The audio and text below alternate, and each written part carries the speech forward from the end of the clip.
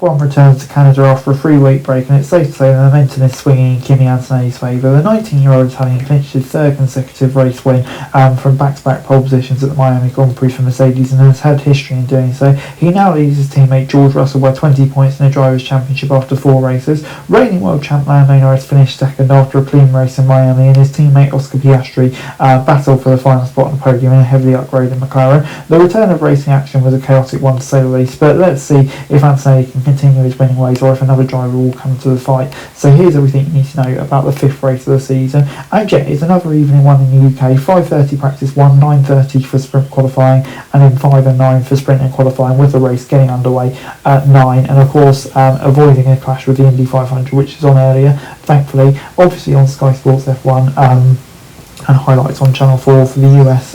Every session is on Apple TV, but the circuit Gilles Villeneuve is named after a Canadian driver who tragically lost his life in qualifying at the Belgian Grand Prix in 1982. The home hero won his first race here 4 years earlier, and the man-made Notre Dame Island is in the middle of the St. Lawrence River, which was perfect built for the 1967 Expo 67 World Fair and was later used for the Montreal Olympics in 76. The track tends to be one of the drivers' favourites, with 2 long straights, very famous hairpins, and a few runoff areas. The famous Wall of Champions is located at the exit of turn 14 and was nicknamed in 1999 after the race because 3 world champions Damon Hill, Michael Schumacher and Jacques Villeneuve all crashed there. And you can also forget about our wildlife friends, groundhogs, and are native to the island and often seen wandering the circuit during the action. And yeah, the weather is always unpredictable at this circuit, and rain tends to come on, but it's looking well this year. On Friday through to Sunday, the forecast is showing light rain and winds with temperatures reaching up to 22 degrees. So yeah, it could be an interesting one. Mercedes' George Russell won the race in Canada last year after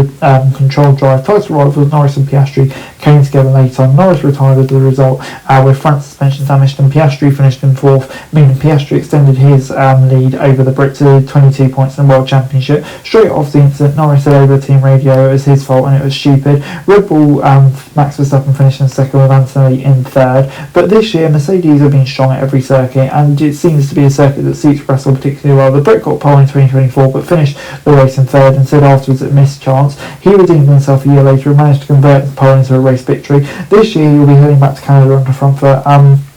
But his chance to close the gap to Antonelli and score some decent points. Mercedes will also be bringing upgrades, while Ferrari, McLaren and Red Bull made some notable improvements last time out in Miami. So it'd be interesting to see if they bring anything this weekend.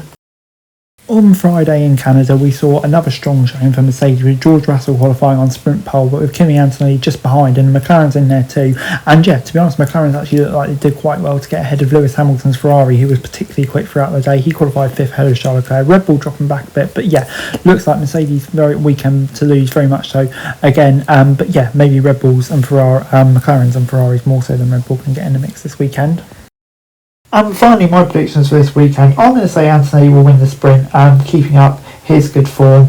And then on pole position, I'm going to say it'll be George Russell. I think, yeah, he may grow into it as the weekend progresses. Obviously, it's a good circuit for him as he gets more comfortable with the car. I think the Mercedes power units cars will be very strong here, given their straight line speed advantage on a power-hungry circuit. But I'm going to say it'll be McLaren who win the race. I've got a feeling Lando Norris might have a really good pace around here as McLaren continues to upgrade, with Russell coming in 2nd and Antonelli coming in 3rd, and then maybe the Red Bulls and Ferraris a bit further behind. Guys, that's it for this video. Thanks very much for watching. Remember to like, share and subscribe. Follow us on our socials, link in the description below for daily F1 news, meme and content. Subscribe to our other channels on screen right now, that'd be greatly appreciated. Thanks very much for watching. Peace out.